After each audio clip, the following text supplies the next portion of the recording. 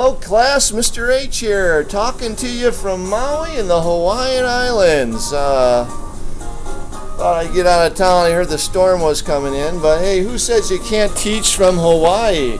Hey, you mind turning that sound down over there? It's a little loud. I'm trying to teach, please.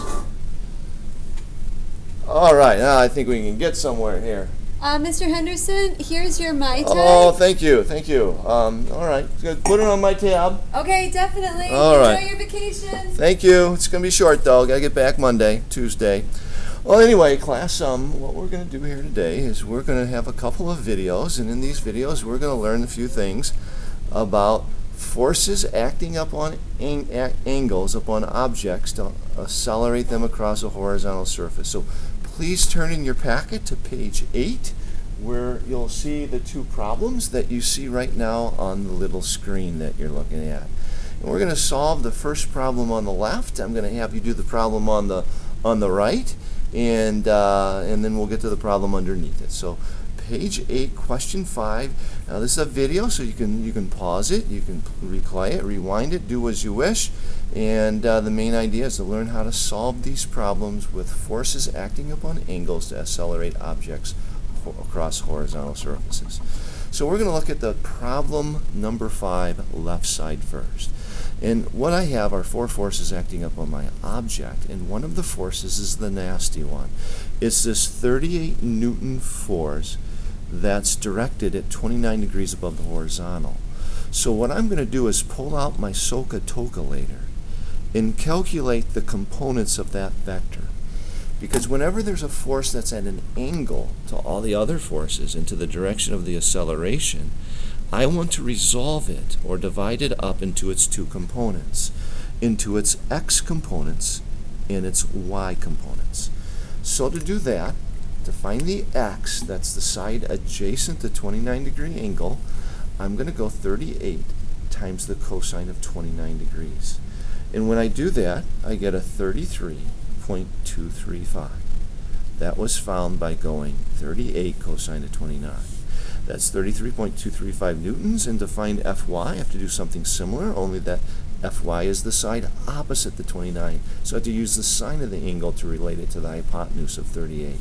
I go 38 sine of 29, and that gets me a value of 18.4227 and some change. 18.4227.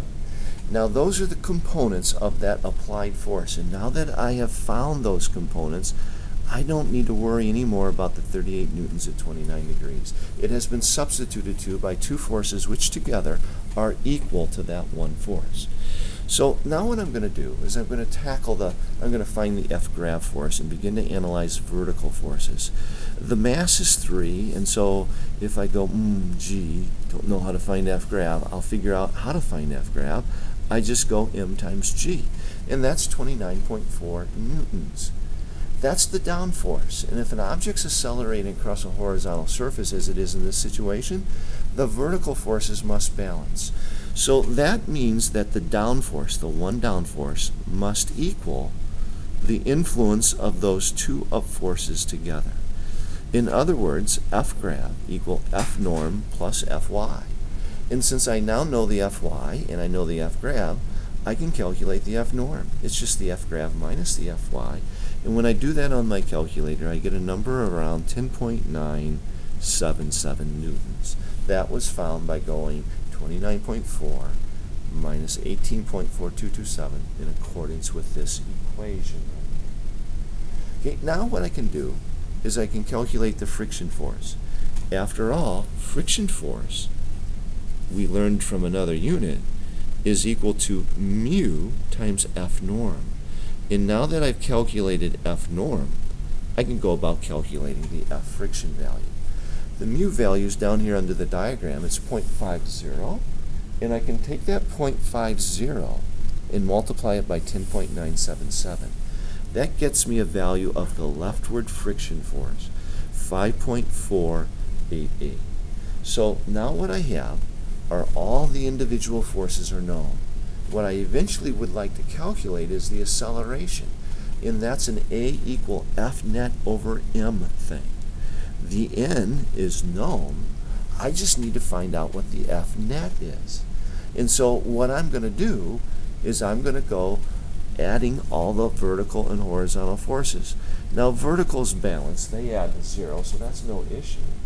But the horizontal force is the Fx, the x part of that original 38 newtons, the 33.235 newtons, minus the force that goes the opposite direction, the 5.48.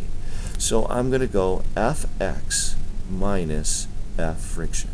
And when I do that, I get a value of about 27.7-ish newtons. And now I'm ready to go. A is 27.74 newtons divided by 3 kilograms. That gets me a 9.489. I can round that to 9.25 meters per second squared.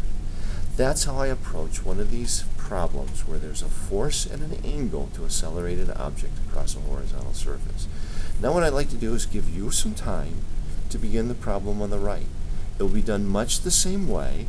You'll need to begin, though, by finding the Fx and the Fy components here of the 55 newtons at 38 degrees. So take a couple minutes to fill in all the blanks. You got a mass, you got a mu. It's other than different values, it's exactly like the problem on the left. So we'll check back in a couple minutes.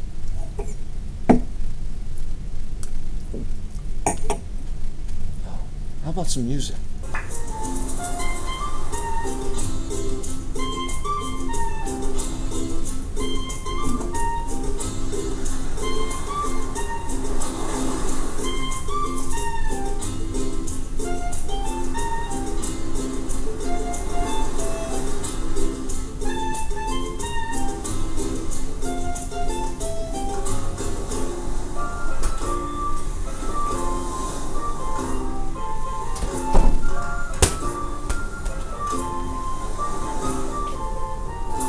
Ball? Alright, here you go.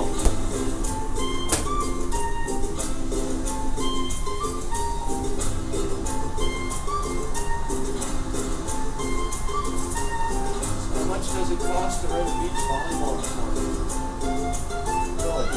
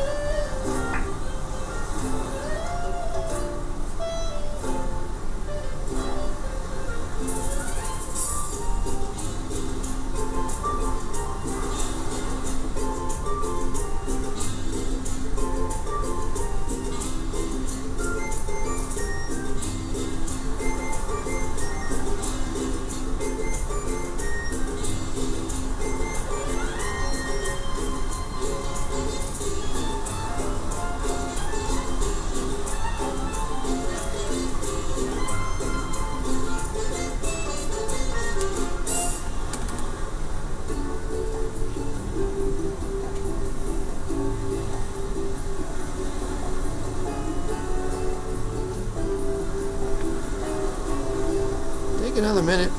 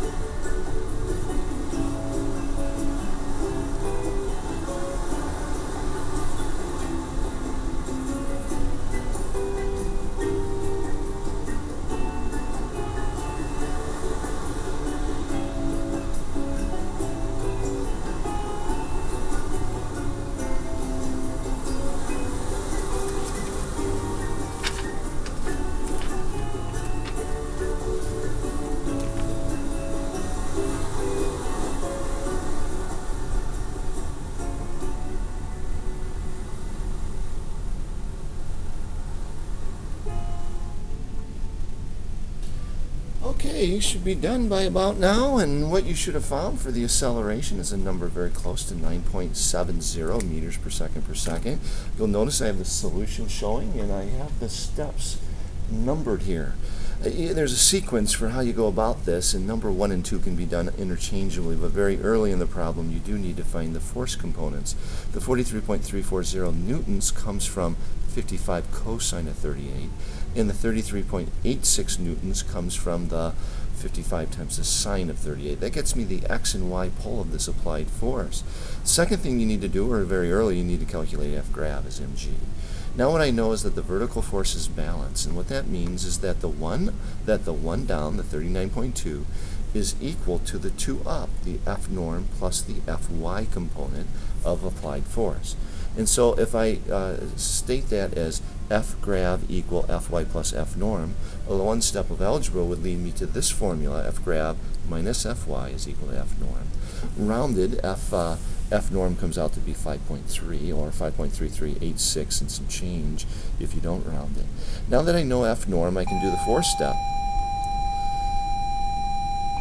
Oops, that kind of gives it away. I can do the fourth step, and that is I can go mu times F norm. The mu is given as 0.85, and I multiplied by the F norm that I just calculated, the 5.3386, and that gives me the 4.5 newtons for the friction force.